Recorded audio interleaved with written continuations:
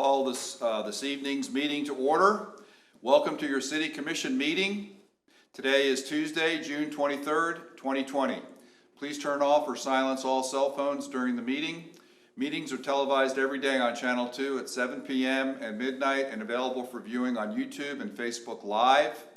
Due to the restriction of social distancing to mitigate the spread of COVID-19, the City Commission meeting will not be open to the public. In accordance with Kansas Open Meetings Act, the meeting can be viewed live on Channel 2 and via Facebook Live. Questions on agenda items will be read during discussion on that topic. Submit your questions to cwilliamson@firstcity.org no later than 6 p.m. on June 23rd.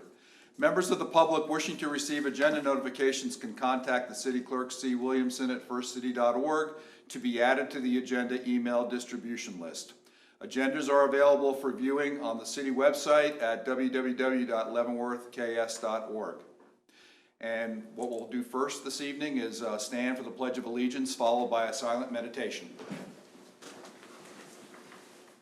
I pledge allegiance to the flag of the United States of America and to the republic for which it stands, one nation, under God, indivisible, with liberty and justice for all.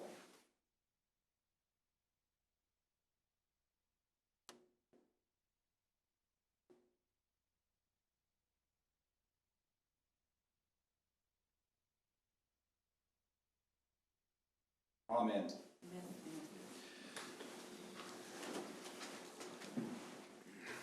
The first and most important order of business this evening is for myself as the mayor and my fellow city commissioners to recognize Father David McAvoy. Father McAvoy, could you come up, please? On this occasion of a bittersweet evening as far as I'm concerned, and I'd like to welcome his brother Tom and his sister-in-law Jan. Thank you for being able to come with Father David. But it is a bittersweet evening because Father David, after 20 years as the pastor of Immaculate Conception St. Joseph Parish, is going to be relinquishing his duties to a new pastor, I think on the 30th of June or the 1st of July, and then he'll be off to some new duties, which I will talk about shortly. But if you would indulge me, I want to take just a quick summary of Father David's bio, so people out there in the audience, our public, can know about our native son, our parish pastor, Father David McAvoy. Father David was born in Leavenworth, Kansas in 1952 and was baptized at the old cathedral of the Immaculate Conception. He grew up in St. Joseph Parish, attended St. Joseph Grade School, and graduated from Immaculate High School in 1970. In 2012, Father David was one of the first inductees of Immaculate High School's Hall of Fame. He received a bachelor's degree in history from Georgetown University in 1974, a master's degree in history from the University of Oregon in 1976, and a master's degree in theology from the Washington Theological Union in 1988. Father David joined the Carmelite Order in 1981. He made his first professional vows in 1983 and was ordained to the priesthood at St. Joseph Church in 1988. Before being assigned as pastor at Immaculate Conception St. Joseph Parish in 2000, Father David had ministered in Carmelite parishes in California and New Jersey, served as a Carmelite vocation director on the East Coast from 1990 through 1994, and as the Carmelite Novice Director in Middletown, New York from 1995 to 2000. Father David will be completing 20 years as pastor here in June 2020. He was elected as the next Carmelite Vice Provincial of the Most Pure Heart of Mary in the May 2020 chapter elections. And I think you will be heading to Illinois, right, Darien? Darien, Illinois at the end of the month, beginning of July. And before I read what I'd like to say, and I know so many people in the parish would like to be here and give their personal thanks, I will say from the standpoint of my family, three of our 6 grandchildren have had Father David presiding over their various sacraments, including my oldest granddaughter, Lily, who made her baptism, her first reconciliation, her first communion, and confirmation in Immaculate Conception St. Joseph. And then James, my grandson was baptized about 5 or 6 years ago, I think, and then Jack was baptized in 2015. So thank you very much from the Griswold family. Those were very memorable occasions, and we were just very pleased and happy on those days that you were able to administer those sacraments to our grandchildren. And before I read the citation and the certificate, I'd like to turn it over to Commissioner Bowder, who may have some comments. Just a couple of them. Well, all of us on our commission are Christians, and 3 of us here are your parishioners.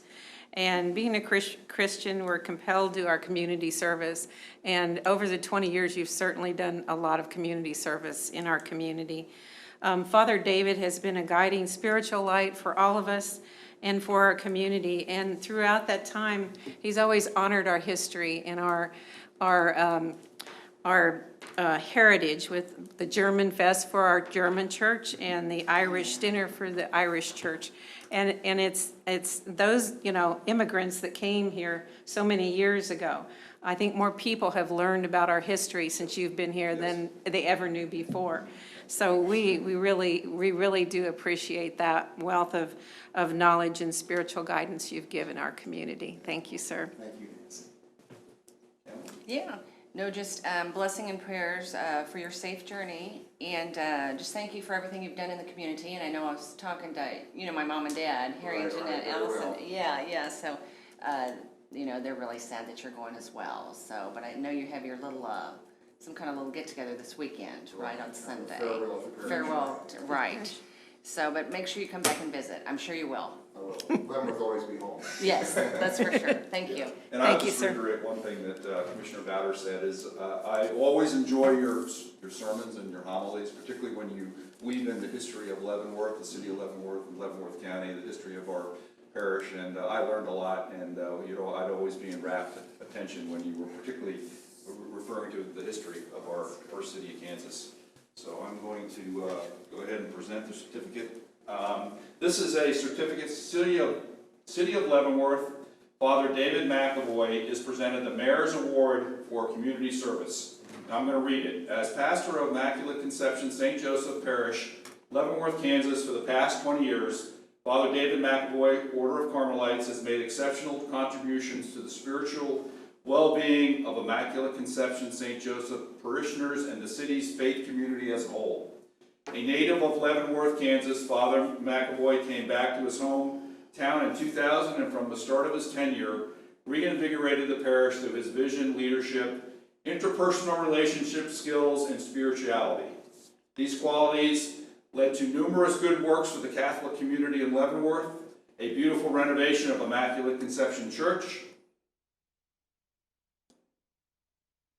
renovations to and painting of St. Joseph Church, installation of new stained glass windows in St. Joseph Church and the Mary Chapel of Immaculate Conception Church, and 150th anniversary celebration of the arrival of Carmelite priests in Leavenworth, marking the establishment of the Carmelite order in the United States. The positive effects of his ministry were felt throughout our community as he strengthened spiritual ties with the Catholic congregation on Fort Leavenworth, and together with pastors of Leavenworth's other churches, instituted a program of monthly meals and for citizens in need, known as Elijah's Supper in the Immaculate Conception St. Joseph Parish.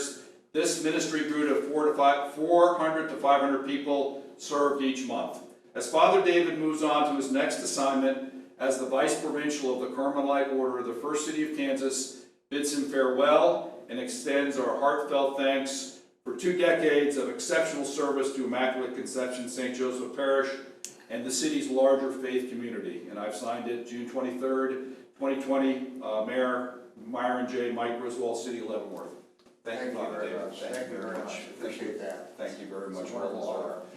And I'm also going to present you with this coin of the First City of Kansas, which I think is a beautiful coin, and a lapel pin. If you can wear that on some of your, go. I'll promote the city. Yeah. This I'd like to present to you also, and on behalf of the commission and all the citizens of Leavenworth for what you've done over the last 20 years. I appreciate it. And if you have some comments, Father? Well, just it's a great honor. I appreciate this. It's very nice for you to recognize me. And 20 years have gone by very quickly.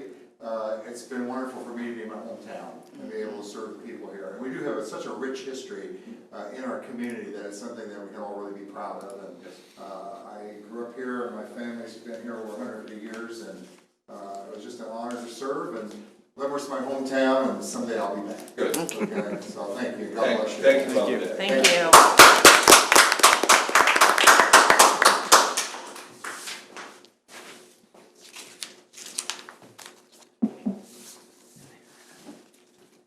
And you don't have to stick around for the rest of the meeting. Yeah. So, Yeah, but it's a long it meeting. was really good that you came, and we'll see you on Sunday. Okay, so Yeah. Take Thank care, you, Father. Tom, Thank you. Jan, thank you.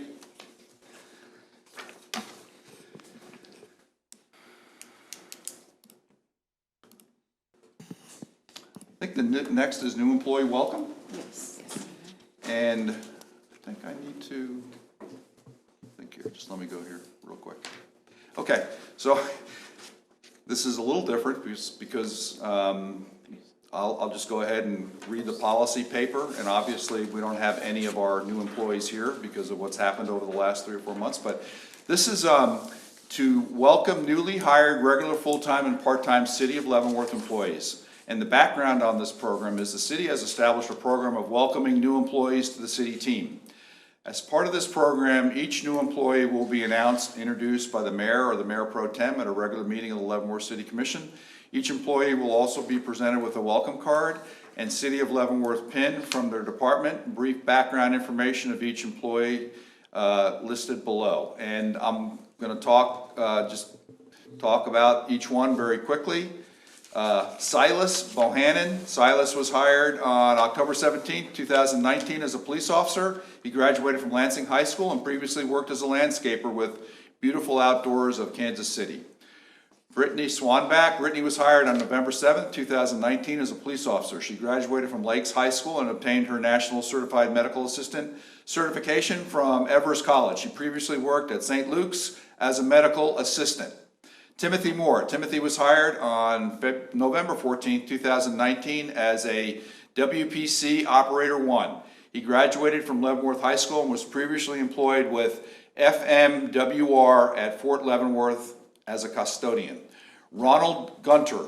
Ronald was hired on January 23, 2020 as a Stormwater Equipment Operator 1. He received his GED from Maryville High School and was previously employed as a landscaper for local contracting companies. Jesse Breen. Jesse was hired on April 2nd, 2020 as a firefighter. He got his GED from Shawnee Mission Northwest and received his Associate of Arts from Johnson County Community College. He was previously employed with American Medical Response as an EMT. Garrett Kruger. Garrett was hired on April 2nd, 2020 as a firefighter. He graduated from Bonner Springs High School and received his EMT certification through Kansas City, Kansas Community College. He was previously employed with Forest Products as a forklift operator. Grace Korchmar. Grace was hired on April 16, 2020 as a police officer. She graduated from Cranby Memorial High School and was previously employed with Chelsea Brown International as an armed guard. Mitchell Braggett. Mitch was hired on May 7, 2020 as a GIS technician. He graduated from Tri-County Public Schools in Minnesota and received a Bachelor of Science in Geography from University of North Dakota and a Master of Arts in Geography from Kansas State University. He was previously employed at the International Water Institute in Fargo, North Dakota as a GIS technician. Heidi Walther. Heidi was hired on May 7, 2020 as an HR administrative clerk. She graduated from Faith Christian Academy. She was previously employed at Edward Jones as a branch officer administrator. Matthew Wise. Matthew was hired on May 21st, 2020 as a police officer. He graduated from Independence High School and obtained his bachelor's degree in criminology from University of St. Mary. He was previously employed as a delivery driver with Pizza Hut. So for all our new employees, from the mayor and my colleagues on the city commission, welcome to the city of Leavenworth and the government of the city of Leavenworth. I know you'll find your duties challenging and hopefully enjoyable. And I know I signed your welcome notes earlier today, so I'm sure they'll get to you through your department heads along with the welcome pins. So thank you for coming to our city, and we look forward to seeing you as you perform your duties over the next months and years. Next will be minutes from June 9th, 2020, which was our last regular meeting, and that was 2 weeks ago. So do we have any comments or questions about the minutes from June 9th, 2020? No. If not, I will entertain a motion. Commissioner Leonhard, I move to approve the minutes from June 9th, 2020, regular meeting. Commissioner Bowder, second. There's a motion and a second to approve the minutes from our June 9th, 2020 meeting. We are going to begin voting with Commissioner Preisinger. Aye. Commissioner Wilson. Commissioner Leonhard. Aye. Commissioner Bowder. Aye. And I, as the mayor, vote aye. The ayes have it. The vote is 5-0. The motion carries. So we've approved the minutes from our meeting of June 9th, 2020. We have next second consideration ordinance 8129. Mr. Mayor and Commission, this is second reading of vacating the Meadow Lane Street right-of-way. There's nothing changed since the first reading. As a reminder, staff is in favor of this. All the neighbors are in favor of this. It's been essentially functioning as community property for years. We have no intention of building a road through there, so we would ask that you approve it on second consideration. And Ms. Williamson, we don't need a motion. We're just going to have a roll call vote, correct? Correct. Any questions or comments from commissioners? If not, we will have a roll call vote, and we will begin voting with Commissioner Wilson. Aye. Commissioner Preisinger. Aye. Commissioner Leonhard. Aye. Commissioner Bowder. Aye. And I, as the mayor, vote aye. The ayes have it. The vote is 5-0. The motion carries, so we've approved this ordinance number 8129. Next is claims adjustment. Mr. Mayor and Commission, I'm going to turn this item over to our Finance Director, Ruby Maylene. It's simply an error that staff made in the numbers that we included on one of the claims adjustments. So, Ruby, if you want to just give a brief overview of the error. When we were pulling the numbers together for the claims, we omitted to pick up the total payroll. So the amount that was included in that was the actual payroll expenses, and the payroll total itself was $330,493.75, and there was no police or fire pension included in that. If you have any questions, I will be happy to answer what I can. Okay, any questions or comments for No. Ms. Malign? No. Okay, I'll entertain a motion then on this agenda item. Commissioner Bowder, I move to correct the claims approved on June 9, 2020 to read as follows. Claims for May 23, 2020 through June 5, 2020 in the amount of $2,707,406.20.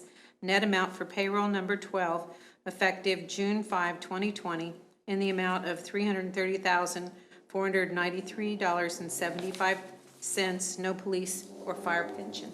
Is there a second? I second. There's a motion and a second. Commissioner Leon. On this particular agenda item, we are going to begin voting with Commissioner Preisinger. Aye. Commissioner Wilson. Aye. Commissioner Leonhard. Aye. Commissioner Bowder. Aye. And I vote aye as the mayor. The ayes have it, 5-0. The vote is 5-0. This motion carries, so we've corrected the claims that were from the meeting of June 9th, 2020. Thank you. Thank you. Thank you. Yep. Next is 1145 Vilas right-of-way appeal. Mr. Mayor and Commission, I will start briefly on this item, and then I'm going to turn it over to our City Attorney, David Waters, for a minute, and then it'll revert back to me. We do have the property owner on the go-to meeting tonight, so for some context. Okay. So in brief, this item, I'll just introduce briefly, is dealing with a modular block wall that has been constructed and sort of a second modular block wall that is sort of in the works at 1145 Vilas. The issue being that any of that work or all of that work is being done in the public right-of-way. So I'll turn that over to David Waters now to talk a little bit about right-of-way and easements and construction in those areas. David? Sure. Thank you very much. David Waters, City Attorney. I'm going to speak, starting with some generalities here about this, maybe not necessarily specific to this property. Almost all of you know that most every lot in the city is encumbered by some kind of what we call right-of-way, and that's a term for when the city essentially owns, controls easements within property for road construction, the laying of utilities, sidewalks, things like that. You probably have known, in other projects in the past, there have been times where the city has had to acquire right-of-way. For example, if they didn't have enough for a road widening project. Other examples, I'm sure that has come before the city commission, are where widen a road or do whatever because you have sufficient right-of-way. And the right-of-way is areas that are controlled by the city. They can generally be viewed as easements of the city, and in accordance with the city's control, the city is then authorized to do things within the right-of-way. Again, widen streets, install sidewalks, lay utilities, allow franchises for other utility providers to install their facilities as well. And these are all projects that are for the public service, either to convey vehicles, to allow for pedestrian access on roads, or to provide utilities or other services, stormwater, gas, whatever it might be that the city can provide to its residents. And because of that, cities are certainly want to be protective of their right-of-way to make sure that the right-of-way remains available for cities to provide those public services, whether they be transportation, utilities, what have you. So generally speaking, you do not, of course, allow buildings in a right-of-way. You have setbacks that are even beyond that, of course, but you don't want structures, homes, fences in some situations. Sometimes you can put them on edges and such, but you don't want to burden the right-of-way with complex or constructed structures that would interfere with the city's rights. In case there could be hundreds of different examples. In case you do need to widen a road, in case there is a utility break of some kind that the service provider that you're not unreasonably interfered with being able to correct those situations. As I understand it, and I know that our public works sections have done a little bit more, this is a situation where the city has right-of-way in this area. I understand that there are utilities in this area as well. And it's the opinion of staff that the construction of this wall would unreasonably interfere with the city's rights as to this right-of-way. I will say that there are provisions of your code that speak in terms of what it means when cities have easements, and especially in new subdivision, what needs to be provided. And you have language in your code that structures, retaining walls, trees are not to be installed within the public easements that are there for the benefit of the city. This isn't to say that the city prohibits everything within the right-of-way. Certain landscaping is generally allowed. Driveway aprons are generally allowed and such. Those are situations that the city has determined, well, those are not going to be, would not unreasonably interfere with the city's ability to utilize the right-of-way for the public good. This is a different situation, as I understand it, that we've got a fairly large retaining wall that's been installed. I understand there's been some earth moving that is done on part of this. So the position of staff is that this is not something that should be permitted to be constructed in the right-of-way. Reasons why you went, aside from perhaps what your codes may say. Again, unreasonable interference with your ability to correct utilities. There are cities that I have seen that where certain installations are allowed in the right-of-way, years and years go by, and residents expect that then when a road is widened of some kind, that they should be entitled to compensation for the work that they paid, and that can increase public utility costs and costs of the city in widening a road or installing a sidewalk, things like that. All those things cost a lot more money, make it more difficult to access underground utilities and such. So that's kind of a broad understanding of right-of-way on this, some of the policy reasons why, generally speaking, cities don't allow structures within the right-of-way, outside of perhaps, small types of landscaping or things of that matter that would not unreasonably interfere with the city's rights in that area to provide the services that you are obligated and do provide to the public. So that's a little bit of a basis on that. Paul, or do you want me to go into kind of this specific structure here, or? He asked whether you wanted him to go into the specifics of this particular structure. David, I don't think you need to do that on that one. I can cover it from there, unless you have anything else in the right of way. A few other reasons that are in your staff report that are mentioned, and they're designed to provide buffers between vehicles and pedestrian traffic. So that you don't have situations of if the vehicle goes off the road that there are damaged structures and such. Different size roads have different widths, so some roads might have very limited amounts of right of way. Some may have larger amounts of right of way, especially on your arterial and your collector streets. You'll probably, I don't know, I haven't seen a survey, but I don't know the dimensions, but some of your larger streets, Vilas is a fairly long stretch of road that serves a decent amount of vehicles. That is the type of street that you would expect to see a more significant city infrastructure than perhaps on other streets. So that's why I think in this case of Vilas, that's an important consideration for the city commission in this slide as well. So the staff's recommendation on this, I'll let either Paul or someone of Public Works speak a little bit more to the specific element of the structure that has been installed here.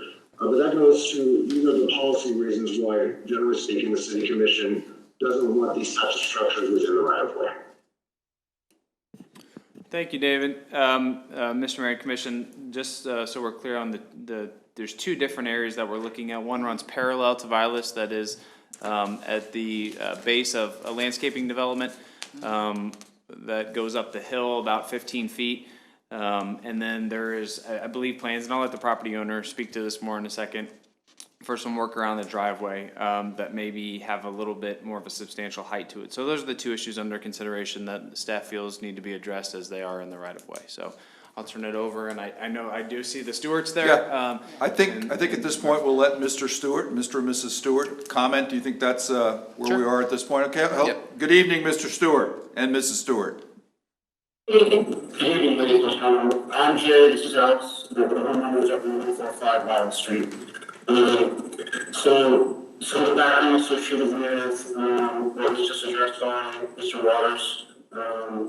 So he, I believe, has made the statement that unreasonable payment for utilities and compensation potential for any issues arise.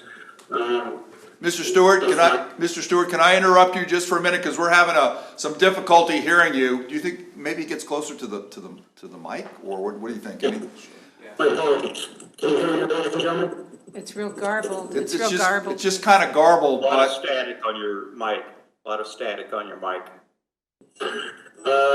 apologize for that. I will try and speak louder if that helps. Is that better? yes, yeah. Okay, that's. So good evening, ladies and gentlemen. Let's try this again. Thank you for letting us join. So there's a couple of things that I believe Mr. Waters is talking about. He referenced a very large impediment to these right of way as well as compensation. It is my personal belief that 14-inch structure is not necessarily fairly large. It might be long, but it's at its smallest point, it is the size of a curb, approximately 6 inches, and it moves as a 6-inch high element. Landscaping element is what I thought it was building. And so it builds up to about 14 to 16 inches, close to the telephone pole, that's a foot closer to the road than the landscaping element. So as a part of our discussions, if you will, I don't believe that I'm impeding anything, but if anybody wants to get in there and dig something up, I've already stated I'm more than happy to absorb any costs associated with that. And so I will put that in writing. I will absolve any financial aspects associated with that. So if those are the 2 points, then, what I was basing my activities on was a full conversation I had back in April with DPW, where I talked about my safety concerns that I have in my driveway. And so I had called zoning and I had called DPW, and we had a conversation about me installing a walkway that goes from my front door down to the road. Now, because I said the road, that actually goes into the right of way, and I think Mr. Kramer alluded to that I'll be addressing that. This is that discussion, if you will. With DPW and zoning, I discussed a couple of things. One, I wanted to install a landscaping feature that they decided as a landscaping feature with putting in a fire pit. I told them I'm putting some walls in there or some structures in there. They told me because it's not for a feet, it doesn't need to be printed and it doesn't need to be inspected. And so I walked away with that as I only need permits and permissions for those types of functions, which leads me to after I call safety and after I understand where I need to work and what I was going to do and tools I was going to be doing it with. Alice and I are making a safer place for us and for our guests to be able to access our house. Well, we get access to some additional resources that allow us to work on a landscaping effect on a very steep, very dangerous hill in front of our house. So, right now they're different. I extrapolated all the information I had from that conversation in April and I applied it to this landscaping effect that I was placing down on that very steep, very dangerous hill. My wife and I have had multiple spills. We've had visitors fall down there, so we're looking to make it so it's a little bit safer and at the same time trying and make it look nice, if you will. And so as we went through that process, we were visited by Mr. Hooper, who I believe is going on today. And if not, it's okay. So through the process of that conversation, Mr. Hooper said, wait a minute, don't build the wall. I said, well, it kind of falls in the same paradigm as what I saw from the conversation in April. And so he said, well, the wall portion of the landscaping effect, if you will. So he told us that needs to be removed and filled back in. He also gave us permission to be able to do a single brick outline and the landscaping effects within that area. And so we got visited by Mr. Kramer and signed up to come out and visit with us. And so he said the same thing, is that, we can't have this here. I requested how do I make this right? What do I do? I would like to retain this capability for my landscaping. And so he said I would have to come and talk to the commission, and so he was kind enough to bring me in tonight. So there's a couple of key things associated with that. I did not believe that was something in place that was either fairly large or impediment. And I'm willing to sign any document necessary to alleviate the city of any wrongdoing. If they need to go in there and tear it up, it's fairly easy. It's not concrete depression. It's not glue. It's not mortar. It is not staked into the ground. There's nothing. It's gravity, infection influence, all of those features in place. So my understanding based on the conversation in April was that I was able to do something like this in this area. And as soon as Mr. Cooper told me that I can't have the actual front side of that landscaping effect, then we started getting into the solar aspect of retaining ground, right of way, etc. Okay. We caught a good deal of that, but it's still a bit garbled. But I think your and some of what you talked to us about is reflected in this policy report. And I am going to, Mr. Kramer, did you have anything at this point? Not at this point, unless Okay. there's any questions. Are there any questions or comments for Mr. Stewart from our commissioners? And I'm going to go around the horn, and I'll start with Commissioner Wilson. Do you have any questions or comments on this particular agenda? Yes. Go. So, Mr. Stewart, do you feel like it was miscommunication or you were misguided with the information that was presented to you? Or, because you were pretty muffled, so I'm just trying to get clarity in exactly what you were stating. Sir, this is Jay. Can you hear me okay? Yes, sir. Yes, sir. So, sir, I believe I had a shared understanding, but based off from the visits that I had, it's apparent that I missed something or it was miscommunicated.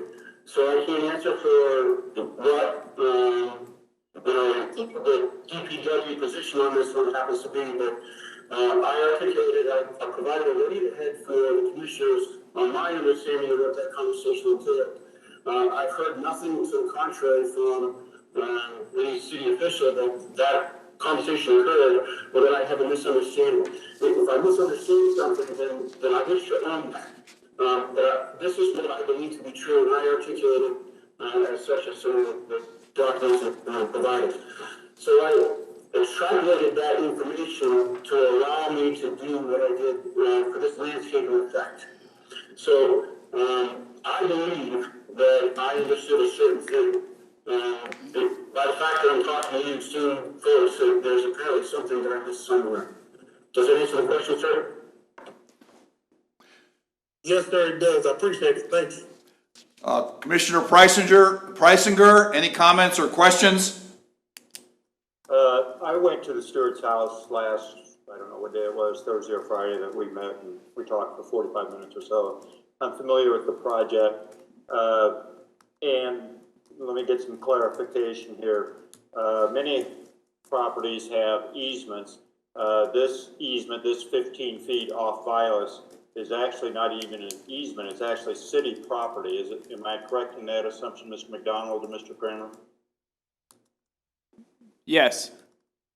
So it's, like my yard out to the street, back 10, 15 feet, whatever it might be, is an easement, which gives the city the right to come through it.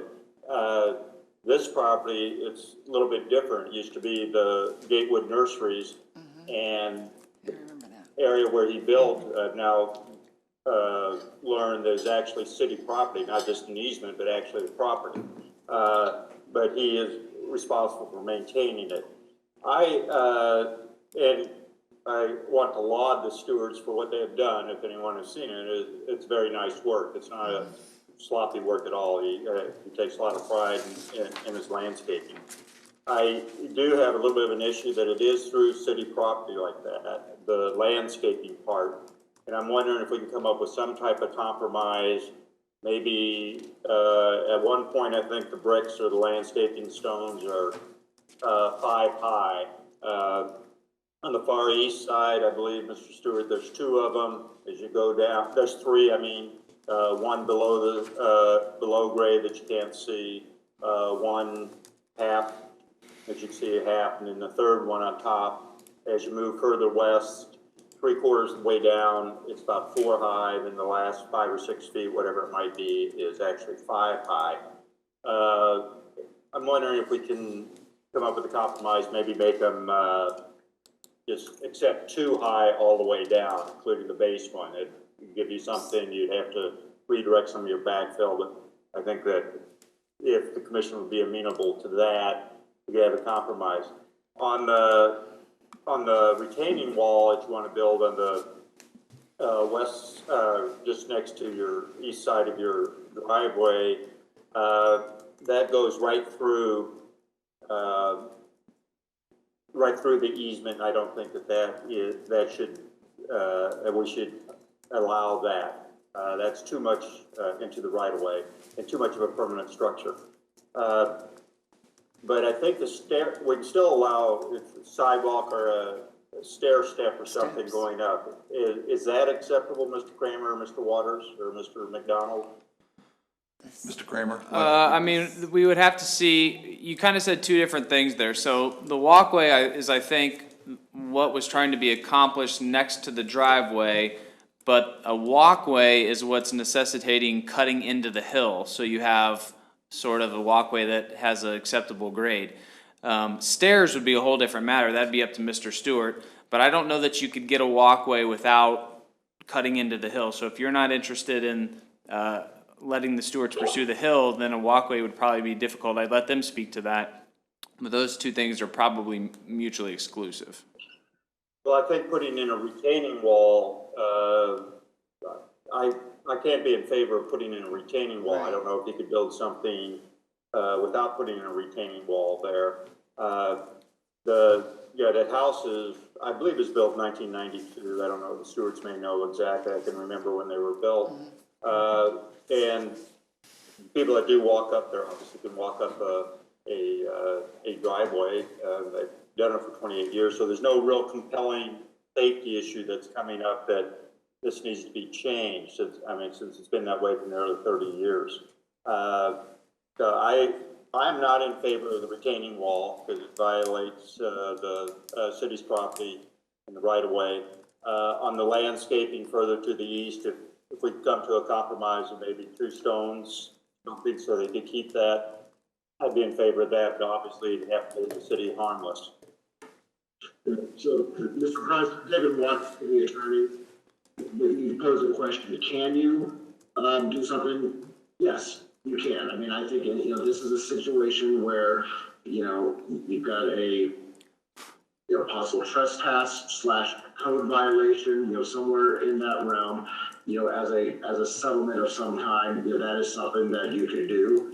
I would have, there would be concerns over setting precedences of some kind, but that's, policy decisions of the commission in that regard. If, just to put this out there, if the commission were to proceed with something such as this, I would recommend that it be something that be reduced to writing, recorded against the property as, a restrictive covenant of some kind in that way, so that, 25 years from now, when none of us are here, and, there is if there's a dispute or a question as to it, that any future owner of this property would have notice, at least record notice of, the agreements, any hold harmless provisions, no claims for damages in the case of future expansions, et cetera, et cetera. Those are the types of things that I would envision putting into some sort of a document. If this is, I say if, intentionally, because, certainly no vote or anything has been taken, but if that was the direction the city commission were to go into. Okay, Mr. Preisinger, any other questions or comments? No, I'm interested in hearing Mr. McDonald and Mr. Kramer's comments. Right. The rest of the commission. Yeah. Commissioner Leonhard, any comments or questions? Yeah, I called Mark Preisinger the other night, and just me and him discussed this, and I sort of agree with him on this one wall. Well, it wouldn't be a wall anymore. You'd have to just do maybe 1 block visible and above the grade. On the hill, I don't know. I think in a way you'd have to just, by the driveway, you just have to fill that back in. But I mean, I'm up for compromise. I'm curious to see what the city staff has to say, but I'm open for compromise. Commissioner Bowder? I don't have any other questions of the stewards, but I want to hear what Mike McDonald and Yeah. has to say about this too. Can we hear from Commissioner Bowder couldn't hear you. I'm sorry. Oh, I have to speak into that. Yeah, I apologize. talking into this. I don't have any questions, right? I went by the Stewart house. I'm sorry, I didn't see anybody home there, so we didn't stop, but I did go by the Stewart house, and I don't have any other questions right now. I would like to hear from Mike McDonald first. Can we hear from Mr. McDonald at this point, Mr. Kramer? Yeah.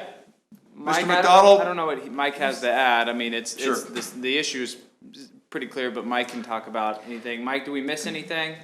Where's Mike at? Oh. No, sir. I think we've identified the issues. It was unclear to me if we were referring to alongside the driveway, building a retaining wall of the modular blocks. If it one were to be built on the Stewart's property, we would have no problem with that. The staff opinion is that they can grade that corner to make the need for that wall not necessary at the corner of the driveway and the street. And if the retaining wall or the modular block wall along Vilas were reduced to, say, 1 block visible, that would generally be considered as landscaping in most places. And we would certainly be satisfied with that. Yeah, okay. That's good. Yeah. Anything else, Mr. Kramer?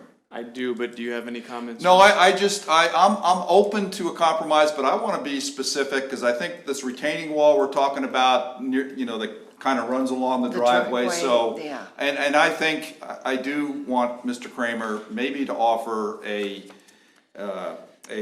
motion that we could, so move, and then, but, because, I mean, the thing about precedent concerns me, but I'm not opposed to doing something reasonable with respect to a compromise, but I'd like to hear what Mr. Kramer says, and I do agree that if we were to do a compromise, I would agree with Mr. Waters that it should be reduced to writing, recorded against the property, and just do our due diligence as far as that particular aspect of, if we were to do any, or agree on any type of compromise. But we've talked about a lot of things, so can you sum up for? Can I? Sure. Because I wanted to wait and hear what Mike had to say first. Sure. But I feel the same way. I think a compromise would be good. Then it would not be setting a precedence. Okay. Because it would be considered landscaping. Isn't that correct? Yeah, and I'll speak to that in just a second. Okay. Okay. So I would be okay with that. Okay. Okay. First of all, I'd like to thank the stewards. I did have the pleasure to go out there and see that. They have been above board throughout this process. They've been good with information and receptive and responsive to the city. Asked a lot of good questions, so I do want to thank them. This has not, in my mind, been any type of adversarial thing. It was just everybody trying to figure out what's going on. The term right-of-way isn't a common thing that an average homeowner would know. It's city property, but you have to maintain it. So I think that's where we got into a little bit of the mix-up here about right-of-way, city property, and what you could and couldn't do. I'll say two things. First of all, it's the city's responsibility to maintain the public right-of-way. This city defied a state law that said you could put political signs in the right-of-way because we held that the right-of-ways are for public use. They're for safety, they're for pedestrians, they're for utilities. They are for numerous public goods and public use overall. So when looking at any type of homeowner activity of any kind in the right-of-way, the burden should not be on the city to determine the line. The burden should be on the homeowner to reduce or minimize the obstruction in the right-of-way to the greatest possible extent. That's why we commonly refer to as landscaping. Landscaping, the intent being something that's movable, something that would require little effort at any moment's notice for the city to be able to use that right-of-way, not cause any sight distance problems, not cause any obstructions or any potential issues or hold harm for any members of the public. So with that intent, speaking with Mr. Waters, Mr. McDonald, we believe that landscaping in this case should be reasonably and can be reasonably inferred as a border for the mulch, a border for the landscaping area that's there. Anything beyond that would start to be aesthetic, structural, and get out of the intent of allowing minor landscaping in there. We do recognize the size of the hill, so looking at what he has built, one block probably wouldn't do the trick because of the slope of the hill. It would be essentially pointless. You would have mulch in the ground.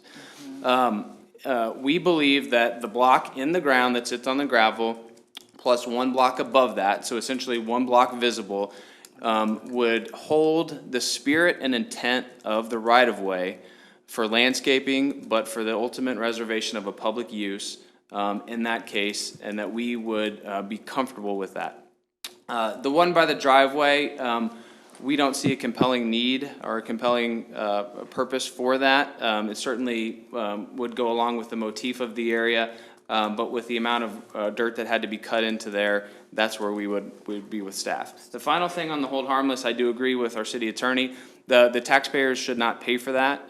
It's a minor issue, but that would need to be, we would recommend that that be prepared by the stewards. They could have an attorney prepare a hold harmless agreement, pretty standard document, and then our city attorney would approve. So with those three things, we do believe we can maintain some level of that barrier on the roadside of the landscaping, maybe grade to driveway, the wall by the driveway, and then put a hold harmless in place.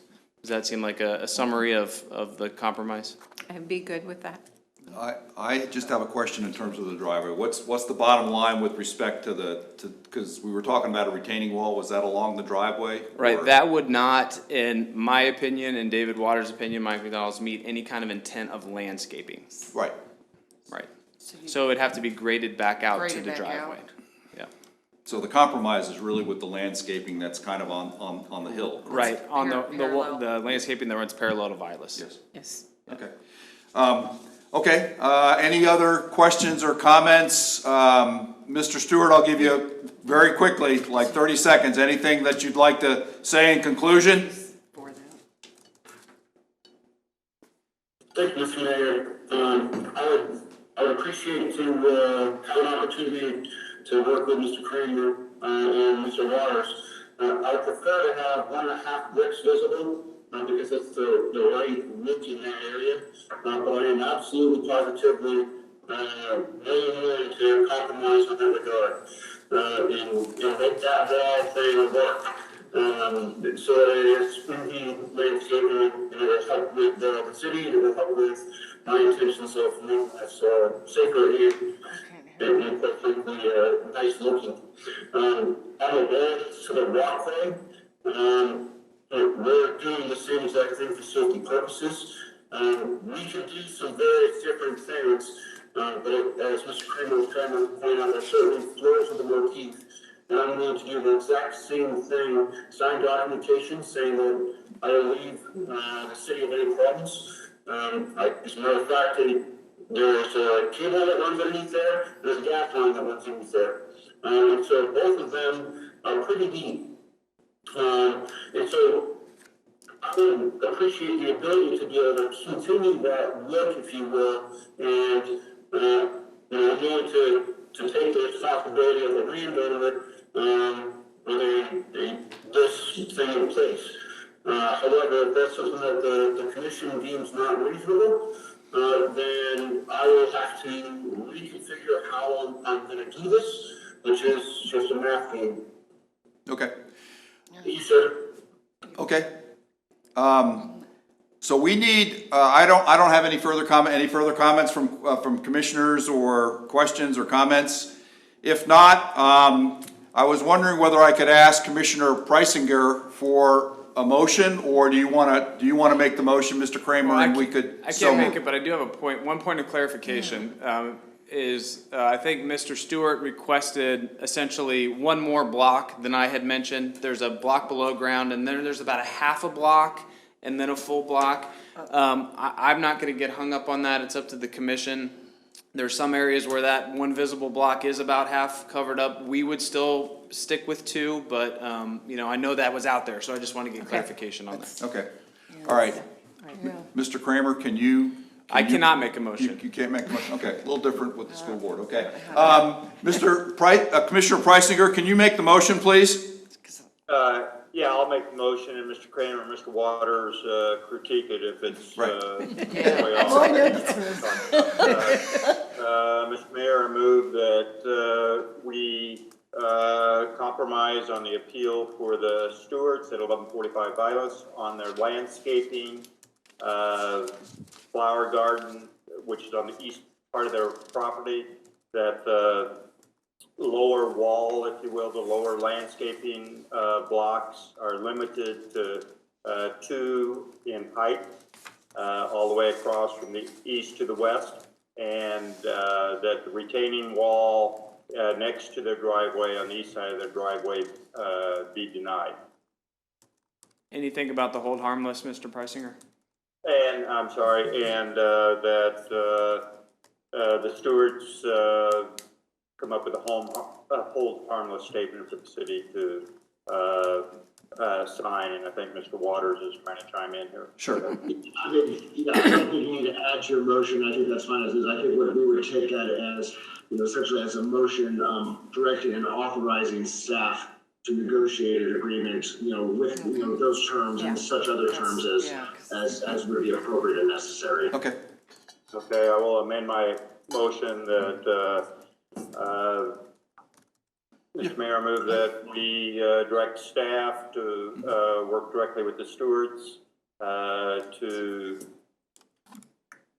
arrange the landscaping as discussed tonight, and they would come to an agreement, and that the stewards also provide a hold harmless agreement to the city. Okay. Mr. Waters, go ahead. No, I think I was getting Oh, I didn't see the, okay. All right, Commissioner Preisinger, thank you. Thank you, yeah. It's a lot to work through, but we understand the motion, and is there a second? I'll second it. Okay. Commissioner Bowder. We are going to start the voting with Commissioner Wilson. Aye. Commissioner Preisinger. Aye. Commissioner Leonhard. Aye. Commissioner Bowder. Aye. And I, as the mayor, vote aye. The ayes have it. The motion carries 5-0. So we've approved that appeal according to the motion, and it really amounts to a compromise. So, Mr. Stewart and Mrs. Stewart, thank you for participating in our city commission meeting tonight, and I know that you and the staff will be working together in the future on this matter. Thank you very much. Thank you. Thank you, ladies and gentlemen. Your yard looks beautiful. Yeah. Yeah. Thank you. Have a good rest of your week. Well, that was easy. Oh, it wasn't. Being a little facetious. No, that's fine. Mr. Mayor? Yes, yes, Commissioner Preisinger. This is Commissioner Preisinger, did we miss public comment, or did you state there was no public comment? You didn't. Oh, we didn't do it? Oh, No, we didn't. We didn't receive any emails. No, Oh, emails. okay. Okay. Okay, I did not ask whether there had been public comment, but I'm told by the city clerk that there weren't any emails Okay. submitted as part of public comment. But good point. Okay, next is CMB license 501 limit. Our city clerk, Carla Williamson, will handle this item. Mayor and Commissioners, this before you is a request for a off-premise cereal malt beverage license for Shop Smart LLC located at 501 Limit Street. This location previously did not have a cereal malt beverage license. There was a change in ownership, and the new owner would like to start offering cereal malt beverage for off-premise sales. So that is before you this evening to authorize that for the remainder of 2020 for a permit, a cereal malt beverage permit. Okay. Any comments or questions from commissioners? No. No. If not, I'll entertain a motion. Commissioner Leonhard, I move to approve the 2020 off-premise cereal malt beverage license for Shop Smart LLC at 501 Limit Street, Leavenworth, Kansas. Commissioner Bowder, I second. There's a motion and a second for this particular agenda item. We are going to begin voting with Commissioner Preisinger. Aye. Commissioner Wilson. Aye. Commissioner Leonhard. Aye. Commissioner Bowder. Aye. And I, as the mayor, vote aye. The ayes have it, 5-0. The motion carries, so we've approved this particular agenda item. Thank you. Next is Resolution B 2254, Cdbg Annual Action Plan 2021. I believe we have Mary Dwyer, our Community Development Coordinator, on the meeting for this item. There she is. I'm here. Okay. How are you folks doing today? Pretty good. How are you, Ms. Dwyer? I'm doing well. I would like to take a couple of minutes just to talk about CDBG, so that those people who are in our community who don't know about what it is and the availability would have some more knowledge, if you'd allow me a couple of minutes. Sure. Yes. Okay, so CDBG is an entitlement money that we get from the federal government. We, this year, get $342,519. With that money, what we are supposed to do is serve low and moderate income people. And in the past, we've had several categories that we've done that. The largest was home repair. We also do home ownership. We demolish dangerous structures within the community that are considered dangerous by the Code Enforcement Department. This year, we have, we also do public service agency funding so that they can provide food, shelter, utility assistance, and so forth to our community and health services. This year, we've also included another provision to offer infrastructure improvement in a community in a part of our community that is low, moderate income, so that we can get that taken care of. In addition to the money that we have, the $342,519, we also had a $200,000 rollover from the previous years. That's cumulative as we go along.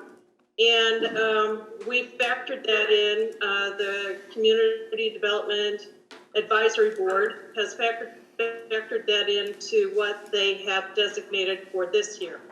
So we have included that $200,000 into the total, so that would give us $542,519. So within that, then we itemized our budget and presented it to the commission for your approval. If you do approve it, through the resolution, we will then present it to the Department of Housing and Urban Development for approval. And once we get that, then we're able to spend those funds. Questions? Any questions or comments from commissioners? Yeah. Commissioner Leonhard, on this, when you have the public meetings, it says on here, June 8th and June 22nd. So is that when people come to ask for this, for the money, or give you ideas of what it's needed for? Do they apply for it then? We do a couple of things. We advertise in the newspaper and also through the public service agency. There's a group in town that public service agencies belong to. We advertise there. Human Services send Council. emails out to churches for comment. Okay.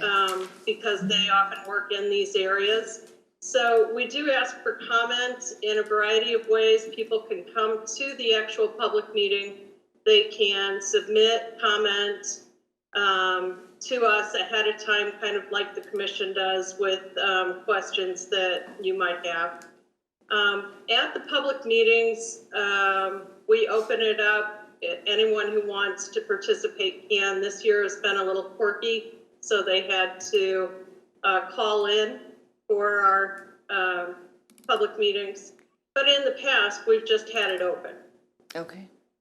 And in the past, we've also had at that meeting where the public service agencies would come and tell us what they were requesting. They do it as an application process, and then they come and talk at one of the meetings. This year, our cycle was interrupted because of the COVID-19 funds, so we had to start the process back over. I didn't ask the agencies to come back a second time because they're really swamped right now. So we just took their comments and their application from the previous meeting. And there is a Community Development Advisory Board too, just Right. like our other boards that Yes, the review what mayor the block grant appoints does. the Community Development Advisory Board, and they have 2-year terms. staggered members. Did any members of the Community Development Advisory Board, did they have any insights or anything that you'd like to share with the City Commission here as they looked at the plan? The only comment that I received from the public was that one of the public members would like us to fund youth services, which has not been one of our major thrusts at this point. But it's always open for consideration. Would we have the ability to do, would the plan need to be modified to state that now, or could we, or would we, if we approve this, adopt and approve this plan, if we are able to delve into more detail in terms of supporting youth services, does this plan as currently written allow us to do that? At this point, we would have to go back and reallocate funds. Okay. To be able to do applications differently. We could consider it for next year if you would like. But we would hold up receiving our money if we wanted to go back and reopen applications for public service agencies. And it was only one comment. Okay.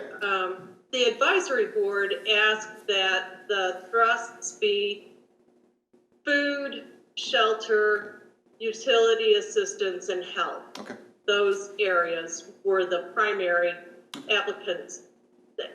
Other public service agencies can always apply, but they're not one of the priorities at this point. That's a good explanation, and I'm comfortable with, the priorities in terms of the public service organizations. But I would say next year, maybe delve into the whole thing about youth services in more detail, just to kind of see what possibly could be done in that area for next year. I can certainly ask the advisory board and maybe get along with the commission about youth services.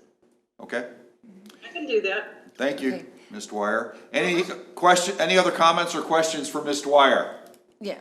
Go ahead. Commissioner Leonhard, just clarification. So it's, on my report here, it's 342,514 I have, and plus estimated residual of 200,000. Is that right? Oh, I'm sorry. That's fine. Bad bifocals. That's okay. I know it's, $5, but hey. So, $5. okay. $5 is $5. That's right. No, thank you, Ms. Dwyer. Thank Thank you.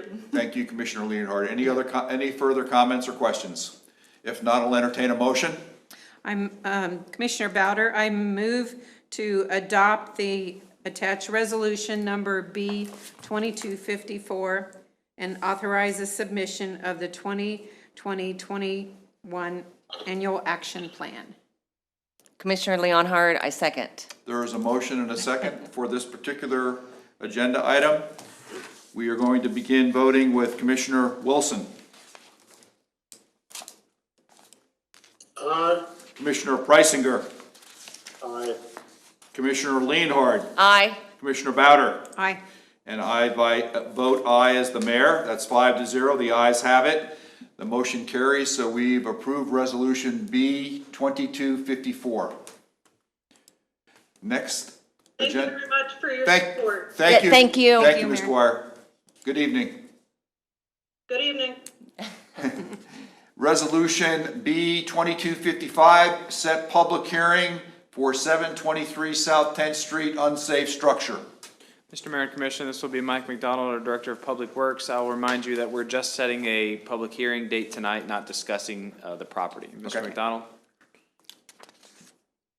Thank you, sir. Mr. Mayor and Commissioners, this is related to a house that was damaged by fire April 3rd of 2020. As our regulations require, if the house is damaged in value beyond 75% of the policy, the city receives 15% of the value of the policy to hold until such time as repairs are made or other disposition of the property needs to occur. To move that process along, it is necessary to have a public hearing, and that is the purpose of this resolution, and the resolution sets a date of August 11th, 2020 to discuss this property. In the meantime, the property owner has secured a contractor and a building permit and is making good progress on his property. We're looking forward to seeing them complete it as soon as it should be fairly quickly at the rate. Okay. Any questions or comments for Mr. McDonald on this agenda item? If not, I'll entertain a motion. Go ahead. Okay. Commissioner Leonhard, I move to adopt resolution number B-2255, setting August 11th, 2020 as the date for the public hearing regarding the unsafe structure located at 723 South 10th Street. Commissioner Bowder, I second. There's a motion and a second for this particular agenda item. We are going to begin voting with Commissioner Preisinger. Aye. Commissioner Wilson. Commissioner Leonhard. Aye. Commissioner Bowder. Aye. And as the mayor, I vote aye. The ayes have it. The vote is 5-0. The motion carries. So we've approved the motion to adopt Resolution B-2255, setting August 11th, 2020 as the date for the public hearing. Next is Resolution B-2256, set public hearing, Redevelopment District, Price Chopper. Mr. Mayor and Commission, this is another exciting development in the Price Chopper redevelopment project. We do have Pete Haven from the Price Chopper redevelopment team on the line. If all goes well, Mr. Haven won't have to say anything tonight. What we're doing technically is just setting a public hearing for the creation of a redevelopment district. Briefly, what that is and what we're doing. So, redevelopment district is required. It's a boundary that's set by Kansas statute to allow the commissioner, the governing body, to then use financial incentive tools like a property tax TIF. And a TIF is simply the improvements or the property tax created by the improvements. So the city, the school district, the county, they maintain that core property tax revenue that's always been coming in. The TIF district allows you then to capture the improvements and give them back to the developer to facilitate the development. So what you have to do first is set the district. At the North Hotels, we set a district from 4th to 7th, and Metropolitan to Pawnee. It can be a large district, it can be a small district. This district is unique in that it is just the Price Chopper property, but you still have to set a district. Following setting a redevelopment district, there will be a redevelopment plan, and the plan is for individual projects within the district. Because this whole property is within the district, the development district and the development plan will essentially be the same. They're the only project in their district. I hope that makes sense.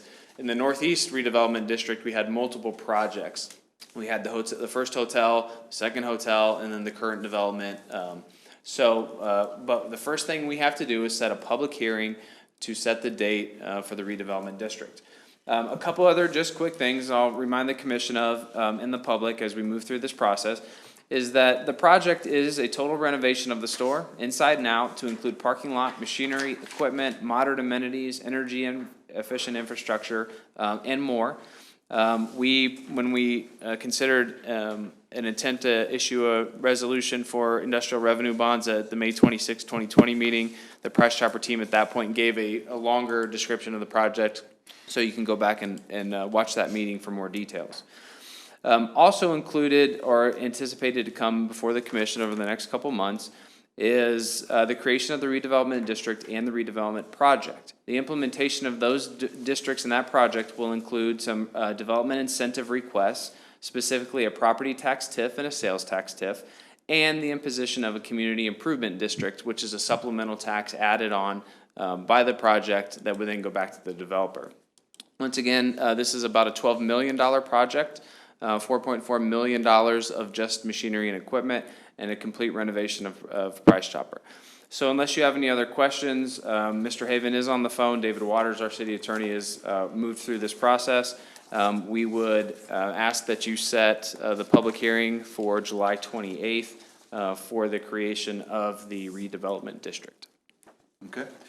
Any questions or comments for Mr. Kramer or Mr. Haven? If not, I will entertain a motion. Commissioner Leonhard, I motion to approve Resolution B-2256, setting a public hearing July 28th, 2020, to consider establishment of a redevelopment district, Price Chopper. Second. There's a motion and a second on this particular agenda item. We are going to begin voting with Commissioner Wilson. Aye. Commissioner Preisinger. Aye. Commissioner Leonhard. Aye. Commissioner Bowder. Aye. And I vote aye as the mayor. The ayes have it. The vote is 5-0. The motion carries. So we've approved Resolution B-2256. Next agenda item are bids, Cody Park, sewer crossing, and stream bank stabilization. I return to Mike McDonald, our Director of Public Works. Thank you, sir. Mr. Mayor and Commissioners, this is a project to repair the elevated sewer crossing that is at the eastern edge of Cody Park, east past the ball field. This was a situation that was identified a few years ago on our routine inspections, that the creek had eroded the sewer line that crosses the creek bottom about 3 or 4 feet above the creek and appeared to be unstable. We've watched it for some time, and it does appear fairly stable, but it does need to be repaired. And we have sought an engineer to design a system that will essentially repair the pipe as it was originally constructed and stabilize the bank so it will not further erode in the immediate vicinity of the sewer line and further protect the trail through the park. This particular line was built in 1965, and the center of the concrete, the 2 concrete posts that you see in the bottom picture that are in the creek, that was basically about the bank of the creek at the time that this was built. And the creek has since eroded wider and deeper. And at some point in the past, they constructed another concrete block to secure the pipe from moving further. The bottom of the concrete post is set in 3 foot of solid rock, yet somehow it has managed to bend. So that's going to be the challenge for our contractor, is to support the pipe, remove that bent over concrete post, and construct a new one, and then construct the riprap retaining blocks that we have designed. The picture in the policy report doesn't do quite justice for the length of the riprap wall. I think it's drawn at about 150 feet. There's really more about 350 foot of bank stabilization that will be constructed as part of the project. It goes quite a bit further to the west and south than the picture in the policy report. We created these plans trying to keep a more simplistic plan without a lot of excess detail. It's easier from a permitting and a construction standpoint to simply take the plan sheet that was done back in the 60s and then add the picture that's showing there now is indicative of the length of the bank stabilization, and the red circle is the repair. But by reusing the old plans and making new notes, we believe we have conserved funds on engineering, and we also expect that we'll have perhaps a slighter, greater involvement by the design engineer, but the sewer portion of the project will be inspected by city staff. The designer, their particular specialty is the bank stabilization, water resource solutions, and we look forward to constructing this, about a 75-day project. Get the park trail back open and go on and find something else to work on. The low bid construction company was Line & Weaver Construction. We did have 4 bids, and our estimate was $278,000, and Line & Weaver's bid was $200,200. Any questions or comments for Mr. McDonald on this agenda item? Yeah. I do. Commissioner Leonhardt, go ahead. Commissioner Leonhard. Mr. McDonald, that pipe that's there now, do you know, will they replace it with the same type of material pipe, or I don't even know what it's made out of? The pipe. This is made out of what is called ductile iron. It's a high-strength steel pipe. The plans call for it to be, remain in place and supported during construction. It is also possible the contractor may choose to have an option of bypass pumping around, pump from one manhole above the break and to the manhole downstream. And if they do that, I suspect that they would propose putting in new pipe. I think that would shorten their construction time period considerably, but it would be of a similar material. That has survived quite a bit of battering over the years. Right. And is intact, other than it's kind of knocked over its perch. We will make sure that the new concrete is set deeper into the bedrock on this one. Okay, and then another question, Mr. McDonald, which I don't know if you'll know this answer, but I was just curious, or your opinion. Why is the pipe like above ground? Why didn't they put it in the ground? I mean, it's kind of decisions you make during the design. If it was totally underground, it may have been constructed in rock for its entire length, and that would have astronomically increased the price of the project. Right. We've ran into similar problem years ago when we extended the sewer toward 22nd and Vilas. We had to undo about 1,000 or 1,500 feet of sewer that was built too shallow because we have better equipment today. We're more, originally it was supposed to be built into the bedrock. It was apparently decided during construction to not put it in bedrock, and it was raised up. But we needed it to be dug down into the bedrock to clear some utilities and have a better creek crossing. I think it's a function of design choices and equipment available at the time. And that was, we have several of these elevated creek crossings. I wish we had none, but there's no cheap way to get rid of it. right, right. And once this project is done, you said it's a 75-day turnaround. How often would that be inspected again, or do you normally inspect? We normally inspect the major creek crossings, of which this is one, 4 times per year. Okay. There are other less vulnerable crossings that are inspected once a year or twice a year. Okay. Thank you, Mr. And McDonald. this one's nicely visible. If it gets a bunch of trees and car bodies and swimming pools and swing sets jammed up against it, somebody will usually call us and we'll clean it up. Okay, thank you, Mr. McDonald. No, I'm good. The only question I have for Mr. Kramer, the source of the funds for this $200,200 project, what are the main sources of funds for this project? Yeah, we're able to use some sewer dollars because it is a sewer line, and then a lot of the bank stabilization is a stormwater project as that continues to erode through our park, so it's a combination of those funding sources. Okay. Any other questions or comments for Mr. McDonald or Mr. Kramer? If not, I'll entertain a motion. Commissioner Bowder, I move that we accept the commission moves that the city accept the low bid received from Lineweaver Construction in the amount of $200,200 for the Cody Park Sewer Crossing and Stream Bank Stabilization Project. Commissioner Leonhard, I second. There's a motion and a second for this particular agenda item. We are going to begin voting with Commissioner Preisinger. Aye. Commissioner Wilson? Commissioner Leonhard? Aye. Commissioner Bowder? Aye.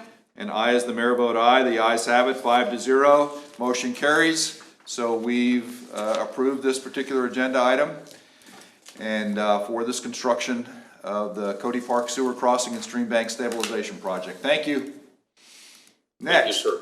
First consideration ordinance special use permit 1373 Sherman Avenue. Mr. Mayor and Commission, our Director of Planning and Community Development, Julie Hurley, will handle the next 3 items on the agenda. Okay. Hello, Ms. Hurley. Hello. Hello. Okay, this is a special use permit request for a duplex located at 1373 Sherman Avenue. This property is currently zoned R16, which is a single-family zoning district, and duplexes are allowed in the R16 district with issuance of a special use permit. This entire cul-de-sac there on Sherman Avenue is all duplexes. There's 5 duplexes already constructed there, including this one. At the time they were constructed, they were put up per the regulations at the time. Our regulations have just changed since then. What we're running into is, I believe, lending laws have changed recently, and banks are hesitant to lend for properties that are considered non-conforming if they could not be reconstructed, if they were to be destroyed or something like that. So that's what brought this request to us. The property owner is basically just looking to sell the property, and he's having a problem finding buyers who can get financing for it since it is non-conforming. So the Planning Commission did consider this at their last meeting and voted unanimously to recommend approval of it. So if you have any questions, I can answer those for you right now. Any questions for Ms. Hurley? I just have a comment, Commissioner Bowder. I looked at this property and I looked at the other one on Pawnee too, to see if there were a lot of other duplexes in both places. Right. And I don't have a problem giving a special use permit, but I wanted to make sure that that was the case, because I, as a homeowner, as a commission, we look at our whole community and what and this is for the public, my opinion to the public, in certain areas of the city where we have individual homes, single owner homes, single homes. I don't think it's a good idea to build duplexes, and I've seen around town some places where this has happened. But as just a rule of thumb, that's my opinion. In this case, though, both of these were surrounded by duplexes, so I'm okay with this. Common area, yeah. Okay, good Just comment. want to state that. Okay. Any other comments or questions from commissioners? Commissioner Preisinger. Go ahead, Mr. Commissioner Mayor. Preisinger. Ms. Hurley, just for clarification, this structure's already built. It's already a duplex, and they just want it reclassified, so when they sell it, the bank can say it is in compliance. Am I correct in that assumption? Because at first I thought it was that empty lot. There's an empty lot. That's what I thought there too. where they could Yeah. build something, but Yeah, it's not that. no. It's an existing Okay. structure. That's what I thought Is that too. correct? This is a Structure. Yep, this is existing. They just need it to be conforming for lending purposes. Okay, There. Okay, good. I have Good- no problem. Good discussion, Yeah. good questions. Thank you. Any other questions or comments? So this is first consideration, so we just need to get a consensus, but I'm gonna, because we're remote and 3 of us are here, I'm gonna go around the horn, and I'll begin with Commissioner Wilson. Do you wanna approve this Yes. first consideration? Commissioner Wilson, yes. Commissioner Preisinger? Yes. Commissioner Leonhard? Yes. Commissioner Bowder? Yes. And I, as the mayor, yes. So we have a consensus, all 5 of us, so we'll move this on to sometime in the not too distant future, a second consideration for a roll call vote. All right, next is first consideration ordinance, special use permit, 625 Pawnee Street. Duplex. Okay, thank you, Mr. Mayor. This is another request for a special use permit to allow duplex in an R16 zoning district. This request is to allow duplex to be constructed on a currently vacant lot. The property, as you noted, is located at 625 Pawnee Street. It is very close to the intersection of 7th and Pawnee. And the applicant is proposing to construct a duplex on this currently vacant property. There are several other duplexes and multifamily homes on this particular block and the surrounding area. So as Commissioner Bowder mentioned, this is somewhat typical for the neighborhood that it is in. So the Planning Commission again reviewed this at their last meeting and voted unanimously to recommend approval of that. If you have any questions, I can answer those for you right now. Any questions or comments for Ms. Julie on this particular agenda item?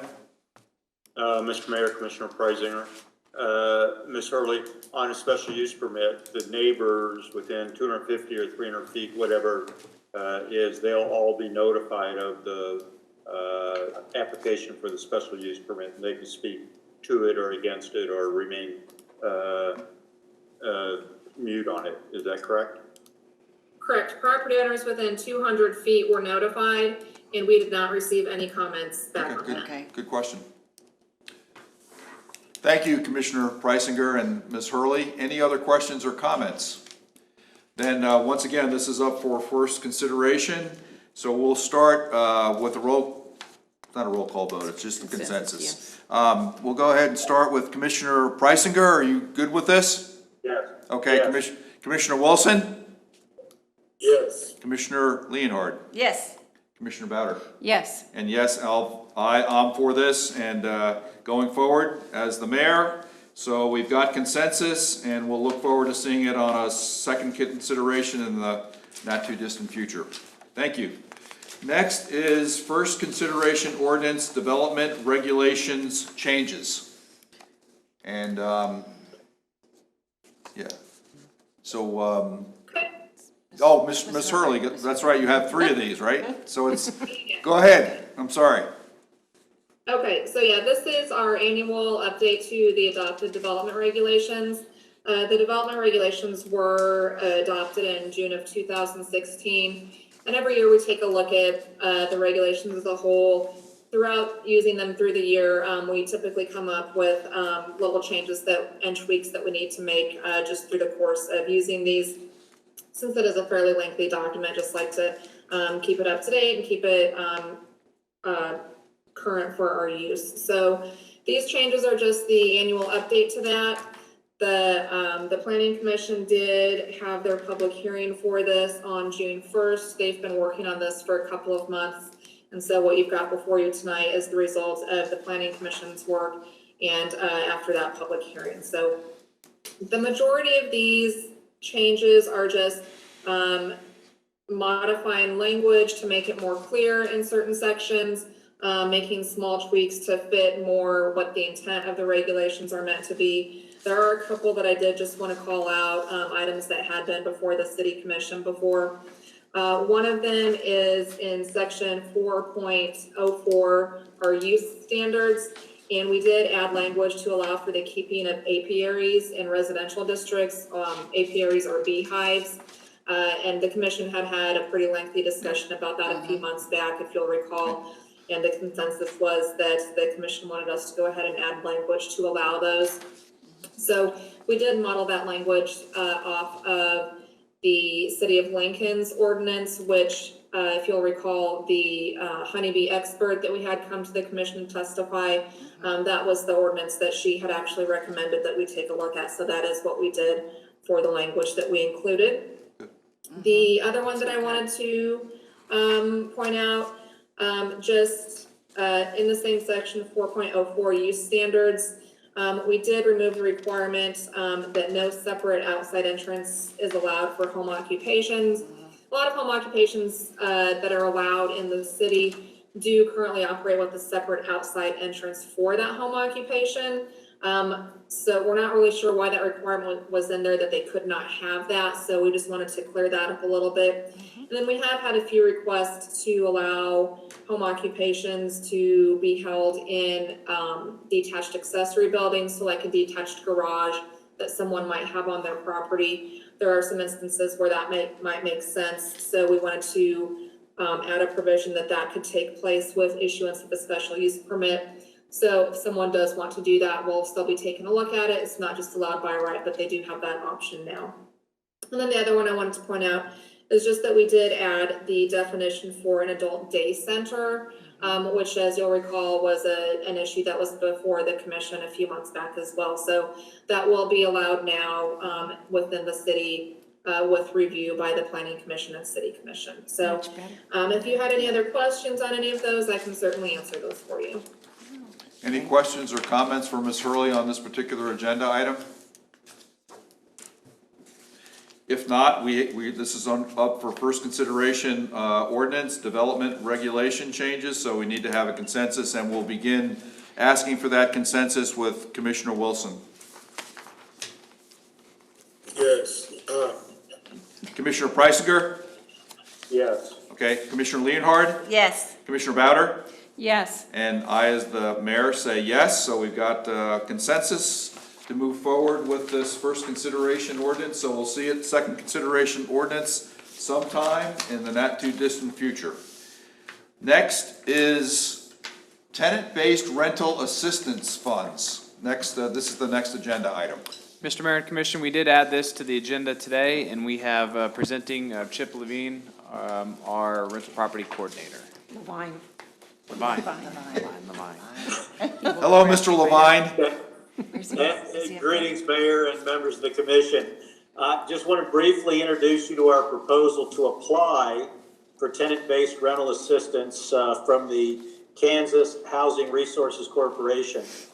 These funds are provided by the U.S. Department of Housing and Urban Development and are specifically designed to provide decent, safe, sanitary, and affordable rental housing to low-income families.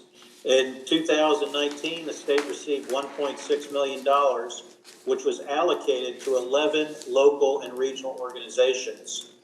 Our proposal would require that the units meet local code and housing standards, and they would also have to meet HUD Section 8 quality standards. They would be inspected to ensure that those standards are met, and it is our hope that this program, designed to foster public-private partnership, will provide an incentive to our landlords and investors to create additional housing stock that will be affordable to folks in the low income. We did talk last week about 6,400 families or households in the city that rent. Of those 6,400, it's estimated that 2,400 of them fall at or below 50% of the HUD-adjusted median family incomes. This program, there are another 2,100 units that are affordable and available in the city, but this leaves a deficit of about 300 units. We have 150 people on the HUD waiting list. It's hoped that this program would specifically focus on families amongst those households that fall below that income and provide stability for children. We did have families that were evicted during the school year that had children, and obviously we want to use this program to help avoid that disruption. Amongst the many supporting statistics we have that show our eligibility and the need for this program is the fact that over 52% of the students in the city are on free or reduced cost meal programs. We believe the TBR grant, if awarded, would have a positive impact. The requirements for the application do ask that our elected officials pass a motion authorizing us to apply for this grant. Are there any questions? Any questions or comments for Mr. Levine? It sounds like a good program. Thank you for applying for this. Yes. Yeah, Mr. Levine, this is Mayor Griswold. How did you become aware of this program?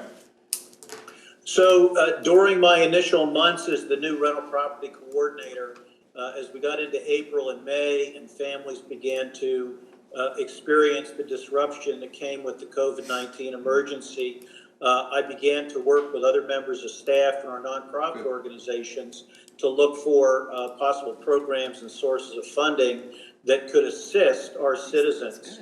One of the programs I came across was the TBRA program. Okay. Apparently, we have applied for these funds in the past, but I believe it has been a nonprofit organization that has applied. So for several years, apparently, we had not applied, and working with the Housing Resources Corporation, we learned about the application cycle and were invited to participate. We did do an analysis of other communities that had received this funding, and we believe we are very competitive. We benchmarked our need against the city of Salina, Kansas, and these funds would be coming to the city of Leavenworth, not our county housing authority, although we would work with the county housing authority.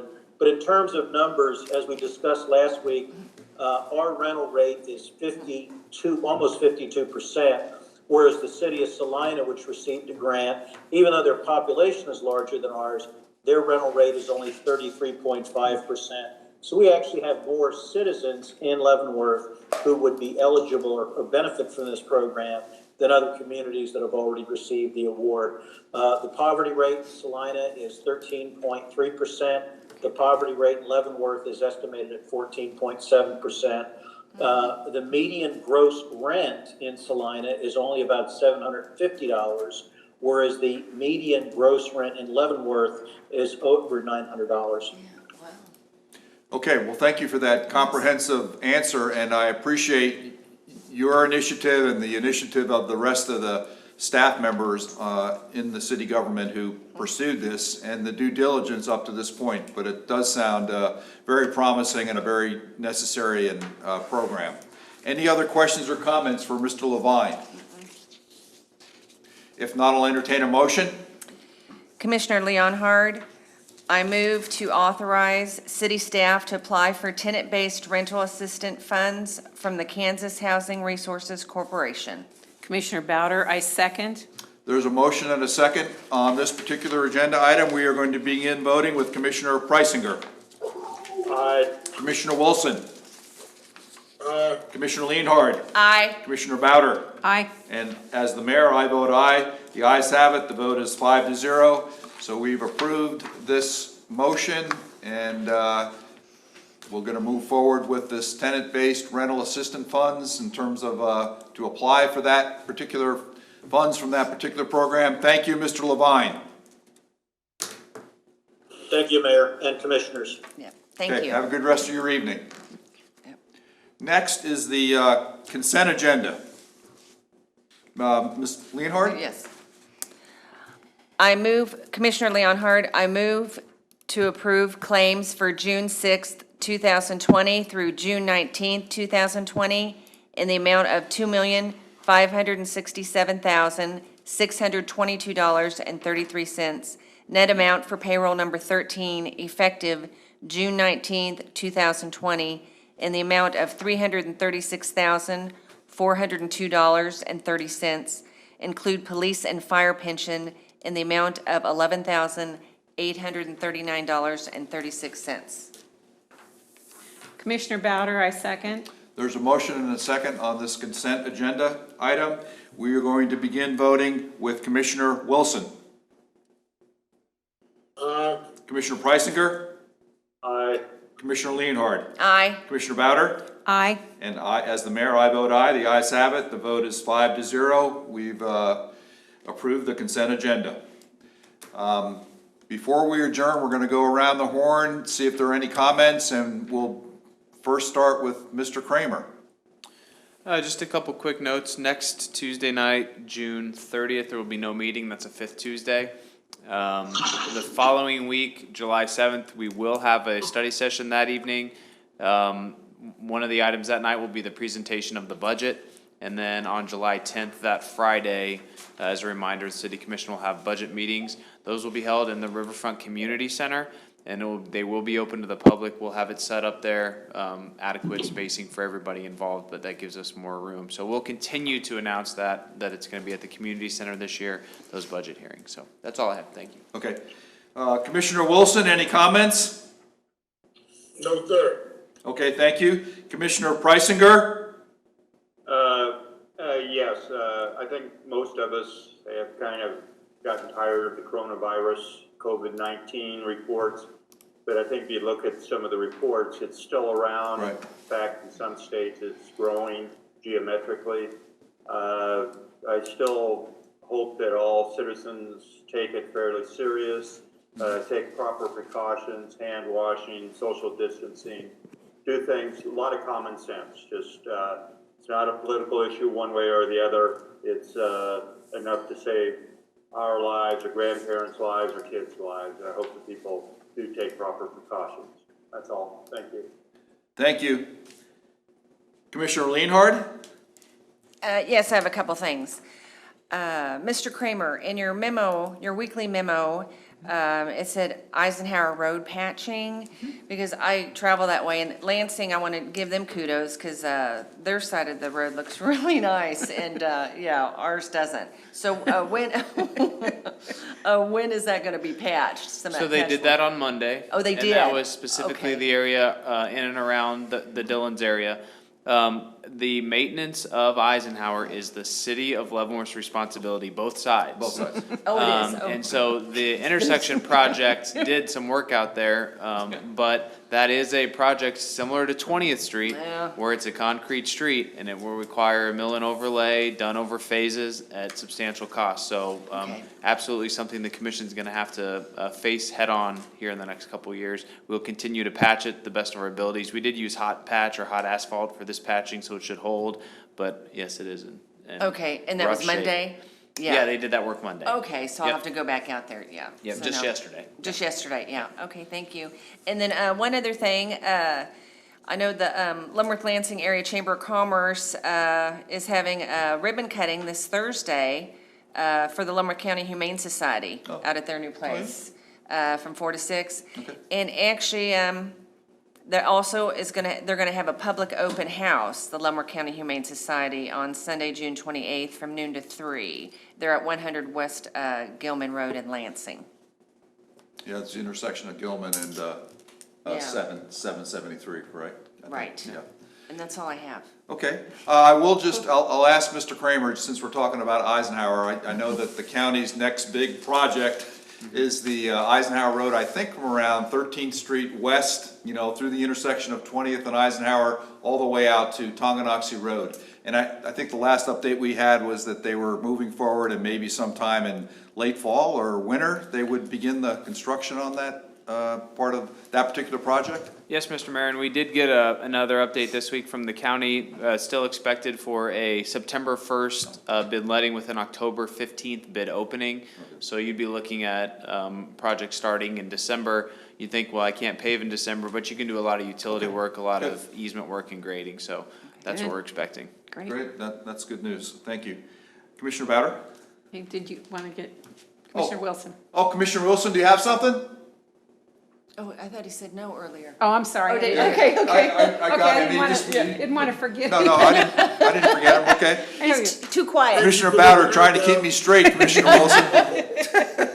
But if you have something, we can take it, so. Okay, Commissioner Bowder? Well, I'm very happy to be here tonight, but I'll plan on going back to.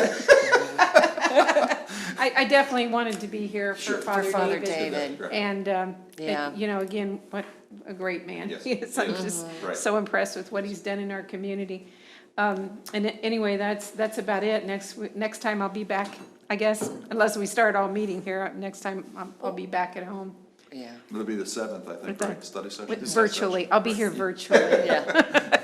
Well, it's good to have you back here for this particular meeting, and the same thing with Commissioner Leonhard. The only thing that I have, and I'll just reinforce what Commissioner Preisinger talked about, because I took a look at the county stats actually earlier today, and from their last, they don't publish the reports on the weekends, so the last one before this week, before Monday, yesterday, was on Friday, the 19th of June, but since that time, there's been 20th of June, there were 3 positive community cases, 21 June, 2 positive community cases, and today, yesterday, 22 June, there were 2 positive community cases, so that's a total of 7 over 3 days, which, is about 2.5 cases per day, and all I'm pointing out is that is a kind of an increase from where we were in the kind of the previous 3 or 4 weeks, where we were anywhere between the county community cases anywhere between 0 and 2 new cases per day. So there is a little bit of an uptick there. Hopefully it'll come back down to between 0 and 2, hopefully 0, but I would just reemphasize what Commissioner Preisinger talked about as far as the masks, the social distancing, the washing of hands, and if you don't need to go out, stay at home. The only reason I mention it today is that I'm not going to have a mayor's Facebook Live town hall tomorrow. We're doing those every other week, so I think it is important just to let our citizens know that this COVID-19 virus, this disease is still around, so we've got to be careful and be cautious. If there's nothing else from the city commissioners, I will entertain a motion to adjourn. I move we adjourn. Second. There's a motion and a second to adjourn. We are going to begin voting with Commissioner Preisinger. Aye. Commissioner Wilson. like. Commissioner Leonhard. Aye. Commissioner Bowder. Aye. And I, as the mayor, vote aye. The ayes have it. So we are adjourned.